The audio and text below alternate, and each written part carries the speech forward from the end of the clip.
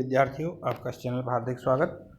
बात चल रही है दुष्यंत के बारे में, चर्चा चल रही है और इससे पहला पद भी राजा दुष्यंत की प्रशंसा में ही था। ये पद भी राजा दुष्यंत की प्रशंसा में ही है। और दो ऋषि कुमार जो राजा दुष्यंत से मिलने के लिए कुटिया कहो या पड़ाव पर आ गए हैं, जहाँ राजा दुष्यंत अपनी छोटी सी सेना के साथ में रुके हुए हैं। द्वारपाल दोनों सैनिकों को राजा के पास ले जाता है, तो दोनों ऋषि कुमार आपस में जो बातचीत कर रहे हैं उसकी चर्चा चल रही है। दूसरा कहता है, गौतम अयम एव वल्लभित सखो दुष्यंत, क्या यह वही इंद्र के मित्र दुष्यंत हैं? क्या यही इंद्र के मित्र दुष्यंत हैं? अब देखो, यहाँ पर एक थोड़ी सी व्यंजना है या लक्षणा है कि यहाँ पर ये दुष्यंत की और इंद्र की मित्रता है, इसको यहाँ द्योतित किया है, इसका यहाँ संकेत दिया है कि क्या यही मतलब। ये कभी कालिदास ने सीधे सीधे नहीं कहा है कि उनके मित्र हैं, लेकिन उन्होंने क्या है कि इन ऋषि कुमारों की बातचीत से बताया है कि राजा दुष्यंत और इंद्र में मित्रता है। अथ किम, और क्या? पहला कहता है अथ किम, और क्या? ते नहीं, तब तो। अब दूसरा कहता है तब तो ते नहीं, न एतद चित्रम यत अयम अमुदी श्याम सीमा धरित्री एक कृष्णा नगर परधि प्रांशु बाहु भुनक्ति आसन्ते सुर युवतयो बद्ध बैर्यो हि दैत्ये अस्य अदिज्ये धनुषे विजयी पुरोहिते च वज्रे। बहुत शानदार पद्य है राजा दुष्यंत की प्रशंसा में उनके लिए। न एतत्, इसमें में चित्र माने आश्चर्य की बात, इसमें कोई आश्चर्य की बात नहीं है। ये तो माने जो, अयम माने है, अमुदी समुद्र से, श्याम माने नीली, काली नीली सीमाओं वाली धरती माने पृथ्वी पर, एक माने अकेला, कृत्सना संपूर्ण, नगर परिधि प्रांशु बाहु, नगर की परिधि के पीछे लगी हुई, प्रांशु बाहु नगर द्वार की जो गेट होता है उसके नीचे लगी हुई है, उसके पीछे लगी हुई अर्गला सांकल, एक तरह से सांकल, बहुत बड़ी सांकल होती है। नगर द्वार की अर्गला के समान प्रांशु बाहु, विशाल भुजाओं वाले,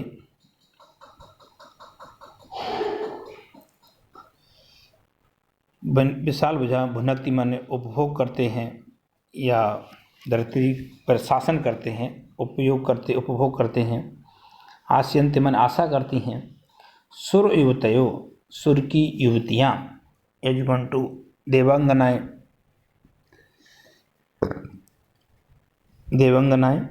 वध वैरा ही देते, जब देवताओं का राक्षसों के साथ जो बैर है वो बना हुआ ही है, बैर बढ़ जाता है। जब बैर हो जाता है, जब या उनमें युद्ध ठन जाता है, बैर बढ़ जाता है, तब अस अधिजयी धनुषी, प्रत्यंचा चढ़े हुए धनुष पर, अधिजीवन प्रत्यंचा चढ़े हुए धनुष पर विजय की, और पुरोहिते च वज्रे, और इंद्र के वज्र पर ही आशा रखते हैं, ऐसा आशा करते हैं। ऐसा इस पद्य में बताया जा रहा है कि जब देवताओं में और राक्षसों में बैर बढ़ जाता है, युद्ध ठन जाता है, तो विजय की आशा, सुर की जो युवतियाँ हैं वो जो डरपोक होती हैं, उनको डर लगता है, तो यहाँ पर भीरूपना बताने के लिए, डरपोक बनाने के लिए युवती शब्द का प्रयोग किया गया है।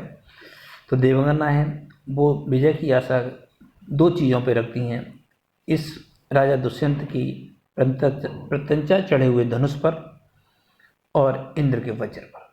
तो यहाँ पर प्रत्यंचा को, राजा के धनुष को, राजा की वर्णन इंद्र से भी पहले किया गया है, तो यहाँ पर उसके प्रति ज़्यादा आशावान है।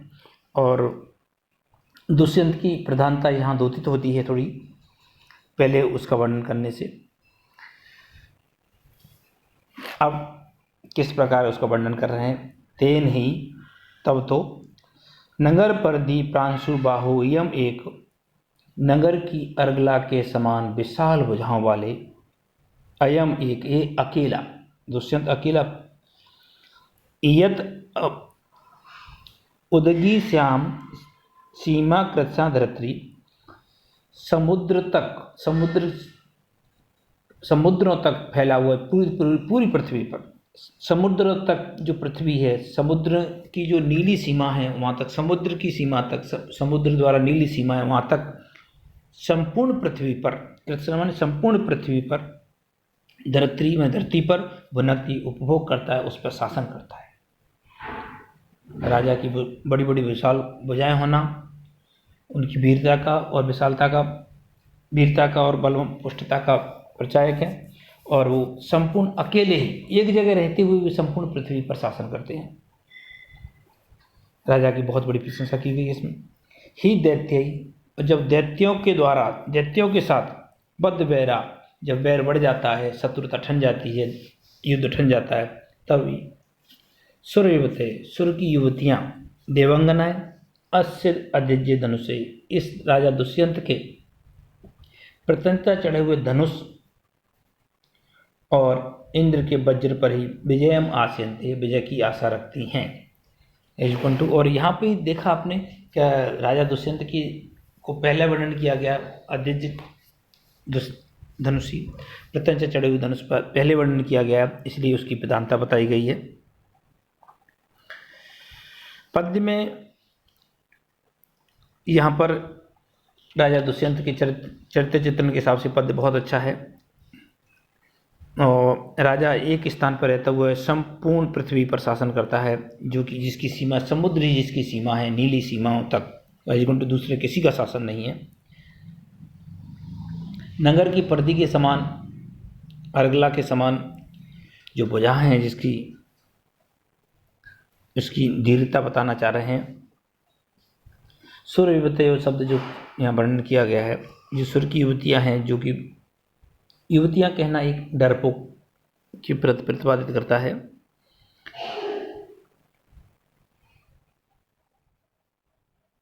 यहाँ पर प्रस्तुत दुष्यंत के धनुष और अप्रस्तुत इंद्र के दोनों का एक साथ प्रयोग संबंध किया गया, एक साथ वर्णन किया गया, इसलिए यहाँ दीपक अलंकार का प्रयोग किया गया है।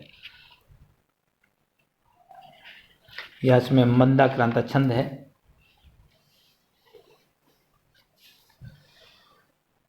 उदगी श्याम सीमा, उदगी एव श्यामा, सीमा यस्या ताम, बहुव्रीहि समास है।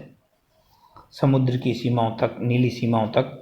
नगरी परदी प्रांशु बाहु, नगरस्य परदी प्रांशु बाहु यस्य से, नगर की अर्गला के समान भुजाओं वाले, विशाल भुजाओं वाले, ये वो बहुव्रीहि समास है।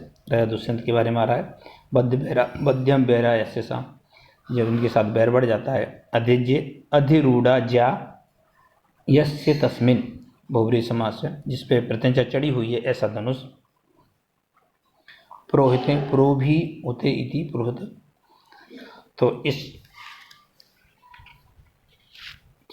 के अंदर राजा का बहुत अच्छा वर्णन किया गया है। एक बार और आपको सुनाता हूँ।